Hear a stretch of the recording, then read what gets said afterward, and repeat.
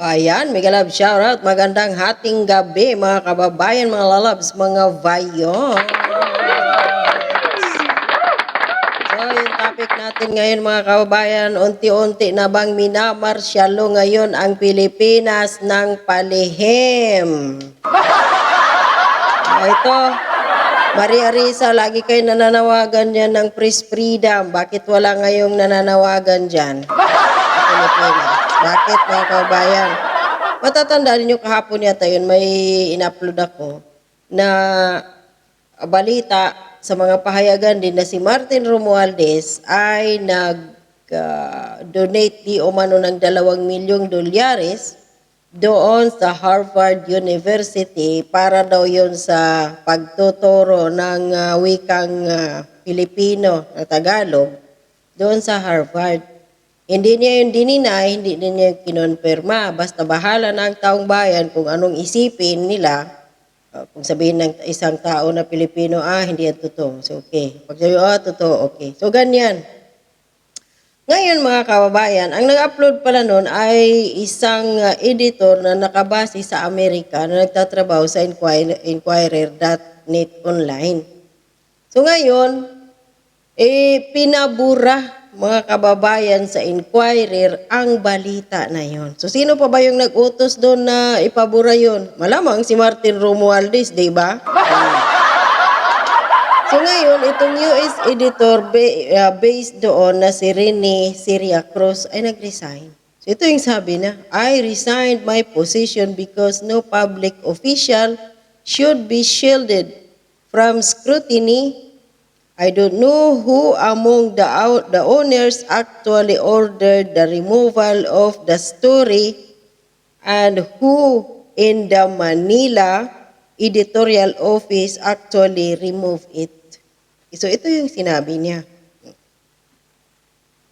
So, ngayon mga kabayan, bakit makapangyarihan si Martin Romualdez at siya yung may kakayahan na magpatanggal ng balita na yon sa Inquirer.net, dahil may relasyon siya, magugulat kayo kung ano pala ang relasyon ni Martin Romualdez sa Inquirer.net.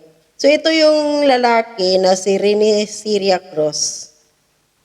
May sulat pa dito na 1972 Martial Law Philippines. Ito yun siya, September 23rd, forum speaker. Ito yun siya yung editor ng Inquirer.net online na nakabase sa Amerika. Ito yun siya. Yeah. Siya ay si Rene Siria Cruz is the U.S. Bureau Chief of Inquirer.net, the official website of the Philippine Daily Inquirer, in the Philippines' largest circulation broadcast. He is also an editor at positivelyfilipino.com and was associate editor to Califo. Basta yun na siya. So yun siya mga kababayan ang nag-resign. So dito tayo ngayon mga kababayan, ito sa NUP na ito, no? Saan ba ito siya? So, yun. Dito tayo ngayon kung ano yung, bakit ang bilis mag-utos. Halimbawa, kung si Martin man ang pero posible talagang si Martin ang nag-utos dito. Natanggalin iyon sa Inquirer. Dahil dito, sa balitang ito na magugulat kayo. Sabi pa dito ng Philippine Center for Investigative Journalist, ito, did Speaker Martin Romualdez give $1 million, about 56 million, to fund a new Tagalog course at Harvard University? On Thursday, Inquirer.net, one of the Philippines' most read news website, asked that question in an article based on an exclusive report by the PhilAm, an online magazine based in the United States, which it has a content partnership. So, hindi naman nila to talagang gawa-gawa eh. Nagtatanong sila dito kung totoo ba talaga na si Martin Romualdez ay nagbigay ng tawag dito, $1,000,000. Siguro napahiya si Martin Romualdez dito dahil nabulgar. Tinago kasi niya eh. Bakit mga kababayan? May pasikreto siguro sila ditong gustong gawin. Hindi nila pinapaalam sa taong bayan na which is pera ito ng taong bayan. So sabi pa dito, the article was up for several hours and getting multiple comments from readers when it was taken down. Tingnan mo. Pinabura. Reportedly on orders from the top management linked to the piece, now direct orders to a landing page of reports by Enquirer.net's US contributors. Ito yung link. A link to a cached version could still be found on Sunday morning. It now renders a 404 error. Ito yung sabi. So, sabi pa dito, it's the latest in a number of instances of Philippine news sites taking down reports on the country's powerful politicians and businessmen. Dito kayo magugulat ha. Ulitin ko. The Philippine news sites taking down reports on the country's powerful politician and businessman. Ito ha. The CEO of the Enquirer Group of Companies, si Sandy Prieto Romualdez lang naman pala. So siya yung CEO. Kasi nga, Prieto din ba ito? Ito yung nagalit dati kay Pangulong Duterte dahil siningil to ng kanilang tax na ilang bilyon yun, pati yung Mighty Corporation. Pati yung Dunkin Donut. Ano din to? May-ari niyan, Prieto din. So itong, according doon sa balita last year, itong Enquirer.net na ito, ang 18% po ng shares ng kumpanya na to ay pagmamay-ari din ni Manny Pangilinan. Masisira na naman ang ano ko nito, headphone. So yun. So mga kababayan, ito si Sandy Prieto Romualdez ay kasal sa kapatid ni Speaker Martin Romualdez na si Philip.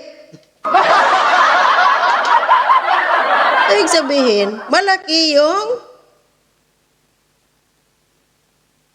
kapangyarihan po ni Martin Romualdez mag-utos na tanggalin yung balita na yun sa Enquirer na nag-donate siya ng $2,000,000 sa Harvard University dahil yung CEO lang naman pala ng Enquirer.net na yan ay kanyang sister-in-law ni Martin Romualdez dahil misis ng kanyang kapatid na si Philip Romualdez. O, di ba?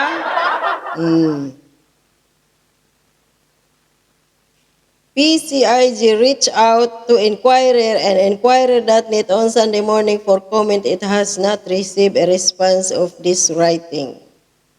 So, yun na nga, no? So, marami pang 1975, 1985, a week massive protest about Marcos Sr. like that, kung ano-ano pang pinagsasabi dito. So, hindi na natin yung basahin. So, yun, malinaw mga kababayan, kung bakit nabura ang balita sa Enquirer na si Martin Romualdez ay nag-donate ng $2,000,000 sa Harvard University ng patago na hindi alam ng taong bayan dahil pira ng taong bayan yon. At upayang nakakatawa mga kababayan, Pilipinas pa talaga na third world country, isa sa pinakapobre pa na bansa sa Asia. Nag-donate ng $2 milyong sa mayamang universidad ng Harvard University. Mga kabayan, kaya siguro ito sinisikreto ni Martin Romualdez at ngayon nagkabulgaran na ano na sa social media, baniog na kumbaga sa Bisaya pa. Ayun, pumalat pala sa Tagalog. Sa social media, mainstream media, at kasali dito yung kumpanya ng kanyang sister-in-law, by order siguro ni Marit, tanggalin yan! Ayaw ko yan dyan. Kakasira ko yan. O, di ba? Ayun pala. Kaya hindi na magtaka pala kung bakit nagkaganon na nabura. Malinaw na ngayon mga kababayan na yung Sandy Prieto na yan ay asawa ni Philip Romualdez na kapatid ni Martin Romualdez na siya ding CEO. Si Sandy Prieto ng Inquirer. Palakpak. So yung power ni Romualdez, Martin Tambaloslos, nag-uumapaw hanggang tagos impyerno. Well, hawak pala niya kahit media eh. May kanyang ano doon. May Media Prime Holdings pa sila. May Inquirer. Nabili pa yung teleradyo ng ABS-CBN. Hasta. So hanggang dito lang, maraming salamat. Anong masasabi ninyo sa pagiging tambalos-los ni Martin at makapangyarihan, nag-utos tanggalin? So mga kababayan, ito yung sinasabi nilang press freedom. Ito yung sinutulong ni Pangulong Bongbong Marcos ng mga fake news. Hindi pa natin natakil yung sinasabi ni ni Cheloy Garapil na wala daw silang bayarang vlogger. So hanggang dito lang, maraming salamat. Paki-comment, stay safe po. God bless and bye-bye.